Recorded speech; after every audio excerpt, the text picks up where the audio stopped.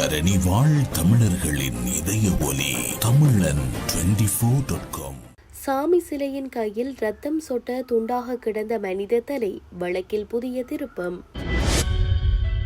சிறுமி பாலியல் துஷ்பிரயோக விவகாரம் பிணையில் விடுதலையான பிக்குவிற்கு நீதிமன்றம் கடும் எச்சரிக்கை. டித்வா நிவாரண நிதி பெற வந்த பெண்ணிடம் இருவர் செய்த செயல் போலீசார் அதிரடி. 3 பிள்ளைகளின் தந்தையை வெட்டிக் கொன்ற கொடூரம் கொடுக்கல் வாங்கல் பகையால் விபரீதம். அரசியலுக்கு வந்து தமிழக முதலமைச்சர் விஜய் செய்த 12 சாதனைகள். 10 வயது சிறுமி கடத்தப்பட்டு பாலியல் வன்கொடுமை குளத்தில் சடலமாக மீட்கப்பட்டதால் பரபரப்பு.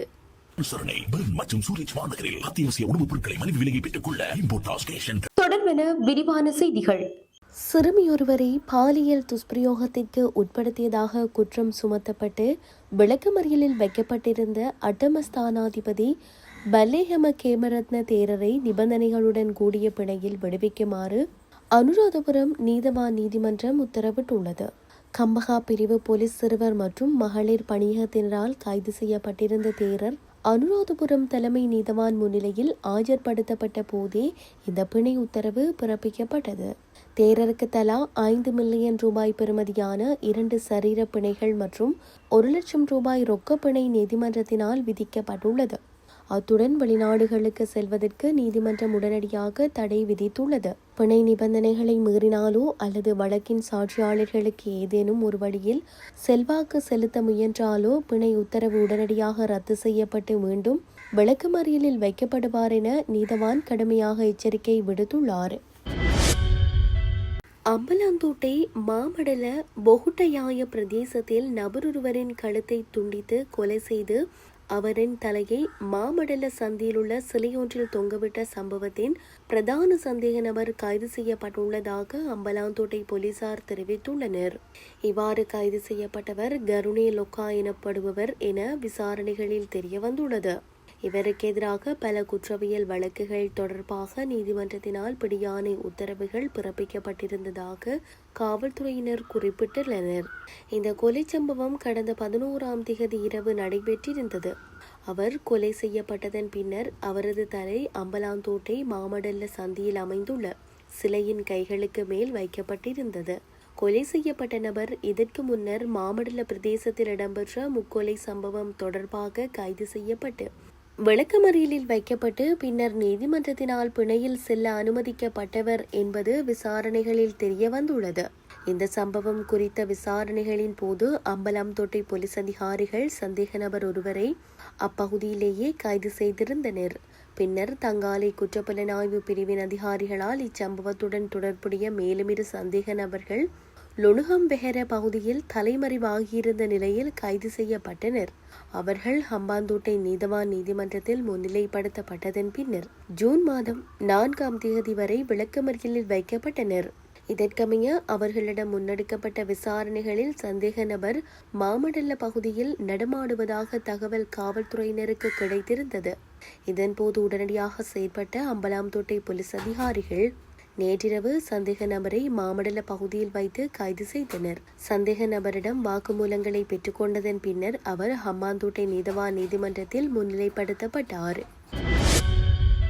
பொதுமகன் ஒருவரிடமிருந்து 10 லட்சம் ரூபாய் பணத்தை கையூட்டலாக பெற்ற குற்றச்சாட்டின் கீழ் மொனராகலை பிரதேச செயலகத்திற்கு உட்பட்ட கிராம உத்தியோகத்தர் ஒருவரும் வெள்ளவத்தை சீனி ஆலையின் ஊழியர் ஒருவரும் கையூட்டல் ஊழல் விசாரணை ஆணைக்குழுவின் அதிகாரிகளால் கைது செய்யப்பட்டுள்ளனர். சமீபத்தில் ஏற்பட்ட டித்வா சூறாவளி காரணமாக பாரியளவில் சேதமடைந்த வீடு ஒன்றுக்காக அரசாங்கத்தினால் 50 லட்சம் ரூபாய் நிவாரண நிதி அங்கீகரிக்கப்பட்டிருந்தது.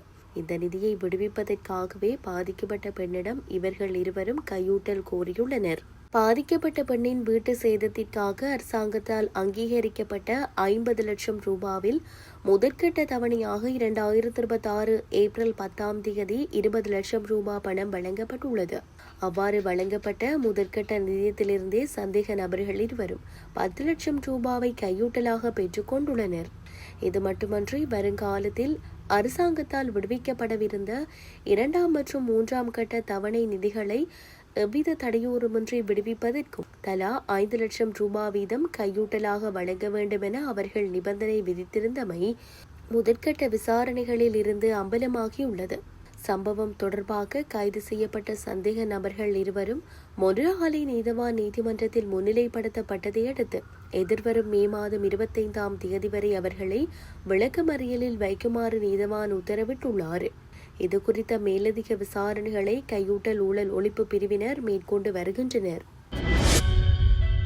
மாத்தறை திக்வெலை போலீஸ் பிரிவுக்குட்பட்ட பகுதியில் பண கொடுக்கல் வாங்கல் விவகாரம் தொடர்பாக ஏற்பட்ட தகராறில் கூறிய ஆயுதத்தால் வெட்டி நபரொருவர் கொடூரமாக கொலை செய்யப்பட்டுள்ளார். நேற்று இந்த கொலை சம்பவம் இடம்பெற்றுள்ளது.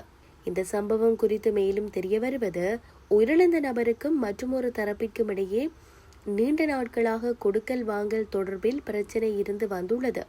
நேற்று இது குறித்து இரு தரப்பினருக்கும் இடையே ஏற்பட்ட வாக்குவாதம் எல்லை மீறி சென்று இறுதியில் கொலையில் முடிவடைந்துள்ளது. சந்தேக நபர் தன்னிடம் இருந்த கூறிய ஆயுதத்தால் அந்த நபரை சரமாரியாக வெட்டி படுகொலை செய்துள்ளார். இந்த கொடூர தாக்குதலில் திக்வலை பிரதேசத்தை சேர்ந்த 42 வயதுடைய நபரை உயிரிழந்துள்ளார். மரணமடைந்தவர் 3 பிள்ளைகளின் தந்தை என போலீசாரின் ஆரம்பகட்ட விசாரணைகளில் தெரிய வந்துள்ளது. இந்த கொலை சம்பவம் தொடர்பாக சாட்சியங்களின் அடிப்படையில் திக்வலை போலீசார் உடனடியாக விசாரணைகளை முடக்கிவிட்டனர். அதற்கமைய இந்த கொலையுடன் தொடர்புடைய 36 வயதுடைய பிரதான சந்தேக நபர் ஒருவரை போலீசார் கைது செய்துள்ளனர். கைது செய்யப்பட்டுள்ள சந்தேக நபரிடம் தீவிர விசாரணைகள் முன்னெடுக்கப்பட்டு வருவதுடன் போலீசார் இது தொடர்பான மேலதிக சட்ட நடவடிக்கைகளையும் மேற்கொண்டு வருகின்றனர். அரசியலுக்கு வந்து தமிழக முதலமைச்சர் விஜய் செய்த 12 சாதனைகள் சமூக வலைதளவாசிகள் பகிர்ந்துள்ளனர். நடிகராக இருந்தும் அரசியலுக்கு வந்து தற்பொழுது தமிழகத்தின் முதலமைச்சராகவும் மாறியிருக்கிறார் முதலமைச்சர் விஜய். கடந்த 20 வருடங்களுக்கும் மேல் முதலமைச்சர் விஜயின் ரசிகர் மன்ற நிர்வாகிகள் விஜய் மக்கள் இயக்கம் என்கின்ற பெயரில் அரசியல் நடவடிக்கைகளில் ஈடுபட்டார்கள். 2 வருடங்களுக்கு முன்பு அரசியலுக்கு வருகிறேன் என அறிவித்தார் முதலமைச்சர் விஜய். தமிழக வெற்றிக் கழகம் என்கின்ற அரசியல் கட்சியை துவங்கி 2026 சட்டமன்ற தேர்தலை முதலமைச்சர் விஜய் குறிவைத்தார். சொன்னது போலவே நடந்து முடிந்த சட்டமன்ற தேர்தலில் 108 தொகுதிகளில் வெற்றி பெற்றதோடு காங்கிரஸ், விடுதலை சிறுத்தைகள் கட்சி, கம்யூனிஸ்ட், முஸ்லிம் லீக் போன்ற கட்சிகளின் ஆதரவோடு தமிழக வெற்றிக் கழகம் ஆட்சியையும் அமைத்திருக்கிறது. இந்நிலையில் அரசியலுக்கு விஜய் செய்துள்ள சாதனைகள்: முதல் தேர்தலிலேயே ஆட்சியை பிடித்தது. கட்சி தொடங்கி 2 வருடங்கள் முதல்வரானது. 59 ஆண்டுகளுக்கு பின் காங்கிரசிற்கு அதிகாரம் கொடுத்தது. தமிழகத்தில் முதல் முறையாக கூட்டணி ஆட்சியை கொண்டு வந்தது. 2 திராவிட கட்சிகளை தோற்கடித்தது. அமைச்சரவையில் விடுதலை சிறுத்தைகள் கட்சி, இந்திய கம்யூனிஸ்ட் போன்ற கட்சிகளுக்கு முதல் முறையாக இடம் கொடுத்தது. முன்னாள் அமைச்சர்கள் முதல் முதலமைச்சரை வரை தோற்கடித்தது. இளைஞர்களை அரசியலில் கற்க வைத்தது. இளைய அமைச்சரவையை உருவாக்கியது. உண்மையான சமூக நீதி அமைச்சரவை கொடுத்தது. கூட்டணி கட்சிகளுக்கும் அதிகாரம் கொடுத்தது. அதிமுக, திமுக என்ற கட்சிகளை தனிமைப்படுத்தியது போன்ற சாதனைகளை அவர் செய்துள்ளதாக நெட்டிசன்கள் பாராட்டியுள்ளனர். கோவை மாவட்டம் சூலூர் அருகே 10 வயது சிறுமி குளத்தில் சடலமாக மீட்கப்பட்ட சம்பவம் பரபரப்பை ஏற்படுத்தியுள்ளது. நேற்று வீட்டின் அருகே விளையாடிக் கொண்டிருந்த சிறுமி காணாமல் போனதால் போலீஸ் நிலையத்தில் பெற்றோர் புகார் அளித்திருந்தனர். சிறுமியை தேடிய போலீசார் வீட்டிலிருந்து 2 கிலோமீட்டர் தொலைவில் உள்ள குளத்தில் சிறுமியின் உடலை சடலமாக மீட்டுள்ளனர். சிறுமி அடையாளம் தெரியாத நபரால் கடத்தப்பட்டு பாலியல் வன்கொடுமை செய்து கொல்லப்பட்டதாக குற்றச்சாட்டு எழுந்துள்ளது. இது தொடர்பாக போலீசார் சந்தேக நபர் ஒருவரை கைது செய்து விசாரித்து வருகின்றனர்.